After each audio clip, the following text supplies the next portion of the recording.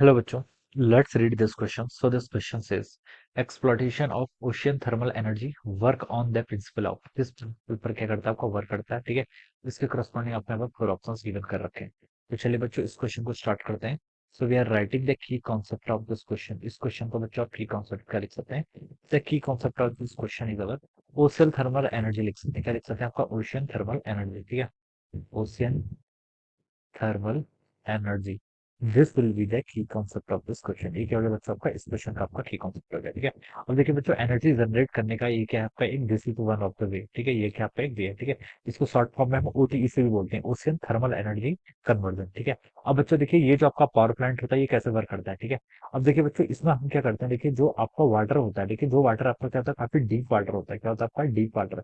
वो क्या होता है? काफी कोल्ड होता है। डीप वाटर जो होता है वो क्या होता है आपका? कोल्ड वाटर होता है। ठीक है, डीप पर देखिए आपका कोल्ड वाटर है, और जो सरफेस है, जो आपकी क्या है सरफेस है, सरफेस पे देखिए क्या होता है आपका? हॉट वाटर होता है। क्या होता है आपका? Hot water. और इनके बीच में देखिए आपका क्या होता है? टेम्परेचर डिफरेंस होता है। जैसे मान लीजिए कोल्ड वाटर आपका 3 to 7 डिग्री सेल्सियस के अराउंड है, ऑलराइट। और जो आपका हॉट वाटर होता है इसका टेम्परेचर अराउंड हम बोल सकते हैं 25 से कितना आपका 35 डिग्री सेल्सियस तक होता है, ऑलराइट। अब देखिए बच्चों हम क्या करते हैं बाय प्रोसीजर, देखिए इस कोल्ड वाटर को हम क्या करते हैं ऊपर लेके आते हैं। ठीक है, और ये हॉट वाटर से क्या होता है? कंबाइन होता है। ठीक है, इन दोनों के बीच का देखिए बच्चे जो आपका टेम्परेचर डिफरेंस होता है, इन दोनों के बीच का टेम्परेचर डिफरेंस 20 डिग्री से तो ग्रेटर ही होना चाहिए। ठीक है, टेम्परेचर डिफरेंस 20 डिग्री सेल्सियस से क्या होना चाहिए आपका? ग्रेटर होना चाहिए। ठीक है, तो देखिए ये क्या करता है, जब हॉट वाटर जब इस कोल्ड वाटर ऊपर आता है, इस हॉट वाटर के साथ कंबाइन होता है, तब यहाँ पर क्या होता है बच्चों? तब यहाँ पर इवापोरेशन की प्रोसेस होती है। कौन सी प्रोसेस होती है? इवापोरेशन की प्रोसेस होती है। और वाटर क्या होता है आपका? वेपर की फॉर्म में से इवापोरेट होने लग जाता है। क्या होता है आपका?